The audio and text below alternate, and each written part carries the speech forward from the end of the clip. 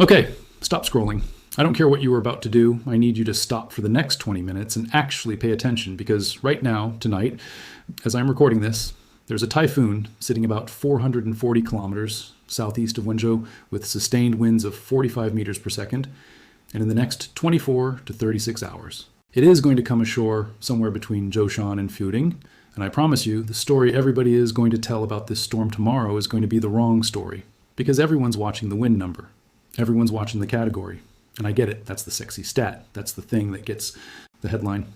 But I've been doing this long enough to tell you, the wind is not what's going to hurt the most people this week. The water is, the rain is. And if you're anywhere from Okinawa down through the Ryukyus, across into eastern Zhejiang, Shanghai, Jiangsu, and up through parts of North China by midweek, I need you to hear this part twice. This is not a one-day event. This is a multi-day sequence, and the second half of it might actually be worse than landfall night. So let's talk about Typhoon Dolphin.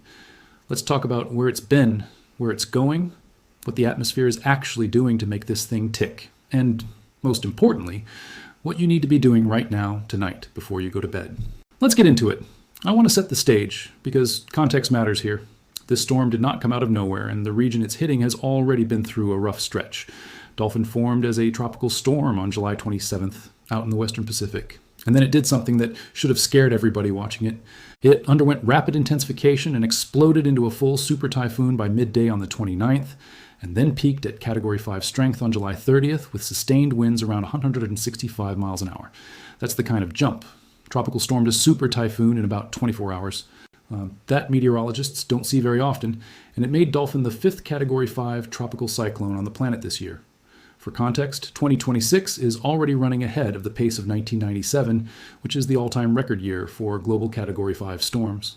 That was the year with 12 Cat 5s worldwide, and we're on pace to potentially challenge that. So this storm was born into an incredibly active season, and it did not waste any time announcing itself. After peaking, Dolphin did what most of these systems do out over open, cooler water, started to wobble in strength.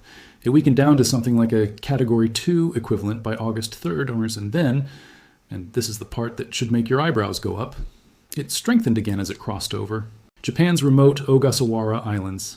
That's a storm that is not done. That's a storm that had another gear left in the tank. Then it turned west, tracked across the Ryukyu Islands, and this weekend it did real damage in southern Japan.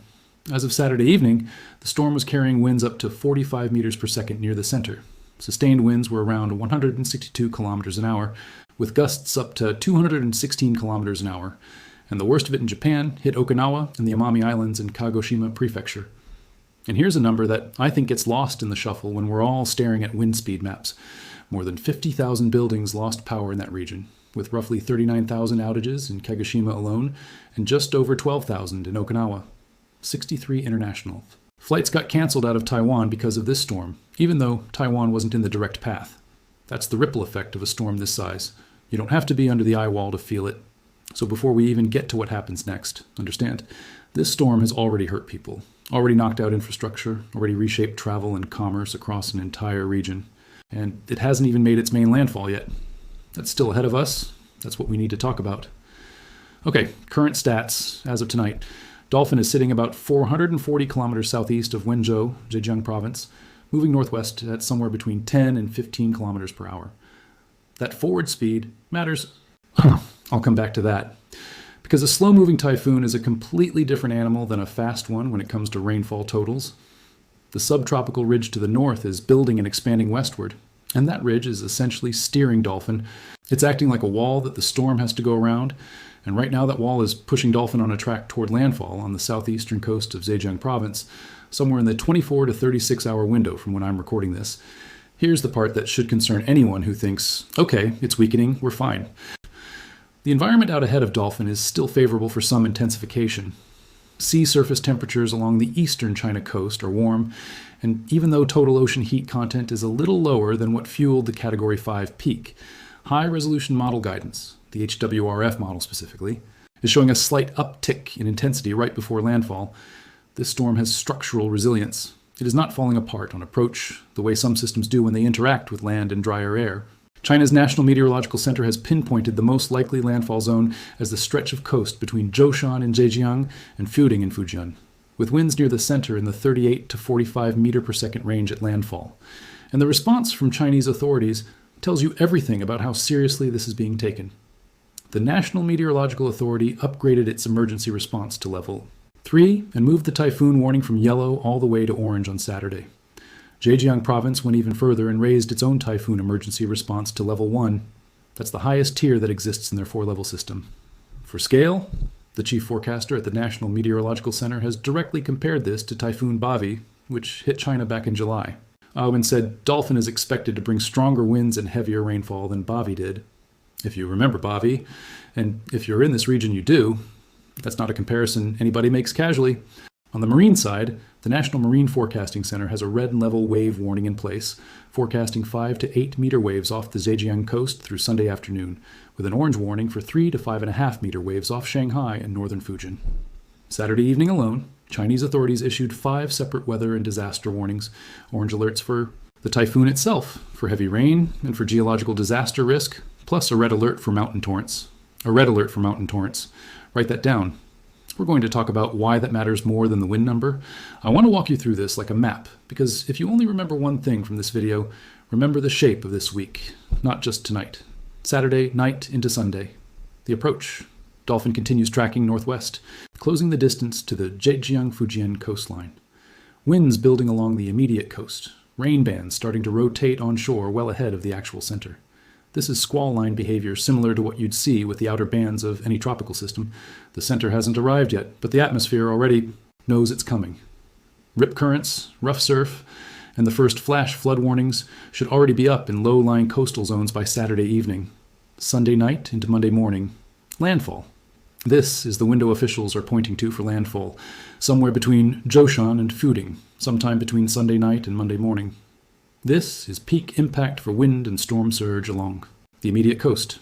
If you are in that corridor, this is the window where you do not want to be outside. You do not want to be driving, and you certainly do not want to be anywhere near the coastline itself.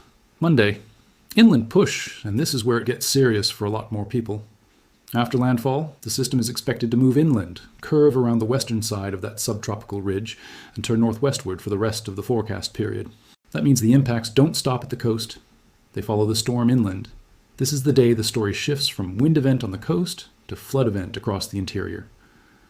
Tuesday. Through Wednesday, August 11th to 12th, the long tail. Rain and strong winds are forecast to keep affecting eastern China all the way through August 12th, including Shanghai and the surrounding provinces. This is not a storm that comes through and leaves. This is a storm that parks a fire hose of tropical moisture over the same general region for the better part of 5 days. I keep coming back to this because it's the whole thesis of this video. The wind event is Sunday night into Monday. The water event is the entire week. The technical part. Why this storm behaves the way it does. All right, let's get into the mechanics for a second, because I think understanding why this is happening makes you take it more seriously than just hearing a number on a screen. First, rapid intensification. When Dolphin blew up from tropical storm to super typhoon in about a day, that's not random. That kind of jump happens when you combine very warm ocean water, in this case sea surface temperatures, between 84 and 86 degrees Fahrenheit, so 29 to 30 Celsius, with low wind shear. Think of wind shear as the atmosphere trying to tear the storm's structure apart from the outside. When shear is low, the storm's internal engine, that warm, moist, rising air spiraling around the core, doesn't get disrupted. It just keeps stacking energy vertically. The pressure keeps dropping, and the storm keeps tightening and intensifying. Low shear plus bathwater warm ocean is basically a green light for a storm to go from watch this to oh no in about 24 hours. Second, to the eye wall and the fluctuation in strength we saw. Dolphin held Category 5 strength for about a day and a half before it started slowly weakening as it moved over slightly cooler water. But then it re-strengthened crossing the Ogasawara Islands. That kind of fluctuation is often tied to what meteorologists call structural cycling. The storm's inner core reorganizes, sometimes shrinking and tightening back up when it finds a fresh patch of warm water or when dry air stops intruding into the circulation. It's not a sign the storm is falling apart. It's a sign the storm is adjusting. Third, and this is the one I really want you to understand, why the rain threat with this storm is so extreme. A typhoon's rainfall output isn't just about how strong the winds are, it's about forward speed and moisture content working together. Dolphin is currently only moving forward at 10 to 15 kilometers per hour. That is slow.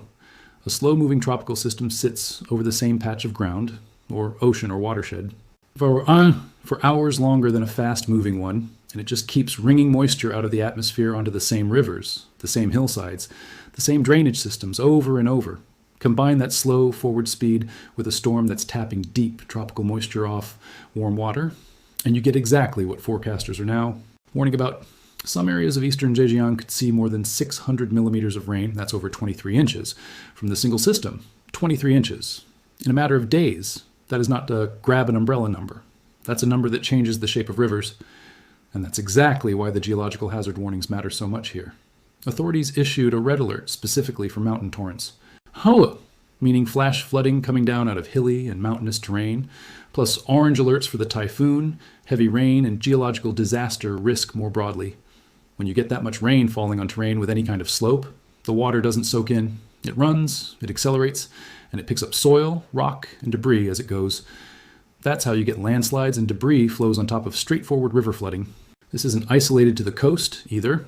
The Ministry of Water Resources already flagged that this storm could affect the country broadly between August 1st and 15th, with significant river rises forecast across the Pearl, Yangtze, and Yellow River basins, the Taizhou Lake region, and parts of Yunnan, Zhejiang, and Fujian, plus continued high risk of mountain torrents in the hardest-hit rainfall zones. Storm surge is the other piece of the water threat, and it's driven by a completely different mechanic than the rain. As the storm's low-pressure center approaches the coast, it physically pulls the ocean surface upward. Imagine sucking on a straw and watching the liquid rise, while onshore winds pile water against the coastline at the same time. That's exactly why we're seeing red level wave. Warnings of 5 to 8 meters off Zhejiang, with orange level 3 to 5.5 meter waves off Shanghai and northern Fujian. If you're anywhere near seawalls, harbors, or low-lying coastal roads during that landfall window, that's not a the waves look cool moment. That's a moment where the ocean can come further inland, further fast than people expect. So to bring it all together, you've got a wind and surge threat that's concentrated in a shorter, sharper window right around landfall, and you've got a rain and flooding threat that's spread out over almost a week, hitting a much wider footprint, and honestly capable of doing more total damage across more people's lives than the wind ever will. That's why I keep saying, don't let the category number be the only thing you're tracking. This isn't theoretical anymore. The response is already massive and already moving. Zhejiang has suspended 162 passenger ferry routes and halted port operations entirely. Ningbo-Lishe International Airport is halting operations Saturday night and suspending all flights Sunday. Shanghai's Yangshan port had already been cleared of vessels by late Friday, and some rail service in the Yangtze River Delta is being suspended. Starting Sunday, Beijing officials, even though they're well inland from the coast, say they're actively preparing flood control and evacuation plans for the capital, which tells you how far up the moisture plume this system is expected to reach. Shanghai, Zhejiang, and Fujian have all activated their own typhoon emergency responses. Shanghai's maritime safety administration went to a level 4 response, ordering vessels into shelter and critical equipment inspections, while Zhejiang ordered coastal authorities into full emergency readiness, including evacuating personnel off offshore aquaculture and construction sites and closing coastal tourist attractions. And nationally, fishing boats are being recalled to port, ferry services suspended, and evacuation plans are already being finalized in the highest risk coastal counties. I want to give you one more piece of historical context, because it's genuinely useful here. This same general stretch of Zhejiang coastline has been hit hard before. Back in 2012, Typhoon Haikui made landfall in almost this same region, with winds far weaker than dolphins. And authorities still had to evacuate nearly 2 million people, with 1.5 million of those evacuations in Zhejiang alone. That was a storm packing winds around 68 miles an hour. Dolphin, even accounting for some weakening before landfall, is very likely coming in stronger than that. If a storm with less than half of Dolphin's punch triggered an evacuation of that scale, you should understand exactly why officials are moving as aggressively as they are right now. Okay, here's the actionable part. I'm not going to just dump weather trivia on you and walk away. If you're in the impact zone, here's what matters tonight. If you're on the coast between Fujian and Shanghai, your window to prepare is measured in hours, not days. Bring in anything outside that can become a projectile. Know where your local shelter is. If local authorities issue an evacuation order for your area, and given the level 1 response in Zhejiang, that is very possible for some coastal counties, leave when they tell you to leave. Don't wait to see how bad it actually gets outside your window first. If you're inland, especially near rivers in hilly terrain or in the Yangtze, Pearl, or Yellow River basins, do not relax just because you're not on the coast. This is the exact profile of storm that turns "we're inland, we're fine" into a flash flood emergency 48 hours after everyone stopped watching the news. If you live near a river that's ever flooded before, or you're at the base of a hillside that's ever had erosion or a mudslide, that is your warning sign. Have a plan for where you'd go with almost no notice, because mountain torrents and debris flows can develop fast, faster than river flooding on flatter ground. Everybody in the broader path, coast to interior, charge everything. Phones, power banks, anything with a battery. Fill containers with drinking water now, because water treatment and delivery systems can go down during widespread flooding, not just power. Know your area's flood history. And if it's flooded before in a heavy rain event, assume it can flood again, possibly worse, given the totals we're discussing. And if you have family, elderly neighbors, or anyone with mobility issues nearby, check on them today, not tomorrow. That's not weather advice, that's just decency. But it's also exactly the kind of thing that saves lives in events like this. I want to zoom out for a second before we wrap up, because I think it's important to understand where Dolphin fits into this season, not just as an isolated event. This is the 5th Category 5 tropical cyclone globally in 2026, and the year is already running ahead of the pace of 1997, the record year with 12 global Cat 5s. There's even a smaller system, Typhoon Kujira, that's expected to get absorbed into Dolphin circulation, while a separate storm, Chanhom, has also formed this week, but isn't expected to threaten China directly. This is a basin that is churning right now, multiple systems, back to back, in a season that's already been unusually intense. That matters for you practically, not just academically, because it means the ground in this region doesn't get a break between systems. Officials specifically noted this storm may exceed Typhoon Baby from July in both wind and rainfall. Soil that's already saturated from a previous storm holds less additional rain before it starts running off instead of soaking in. Rivers that are already elevated from the last system have less room to rise before they're at or above warning stages. This is not a storm season starting fresh moment. This is a storm season stacking on top of itself moment, and that's part of why I'm treating this with the level of urgency I am. So here's where we land, going into Sunday. Dolphin makes its closest approach, and most likely landfall somewhere along the Zhejiang Fujian coast Sunday night into Monday morning, packing winds strong enough that officials are already comparing it unfavorably to a storm that did real damage just last month. The wind and surge threat peaks hard and fast right around that landfall window. But the rain threat, the flash flood threat, the mountain torrent threat, the river flooding threat, that stretches out across the entire coming week, reaching not just the coast, but river basins and hillside communities well inland, all the way up toward Beijing. I'm going to be watching this storm through landfall and through the entire inland track over the next several days, because the second half of this event, the flooding half, is going to develop more slowly and get less attention than the wind did. And that's exactly the kind of storm that catches people off guard. If you are in this region, take this seriously tonight, not tomorrow morning. Tonight. I'll have another update as soon as landfall data comes in. Until then, stay safe, stay off the roads once conditions turn, and I will see you in the next one.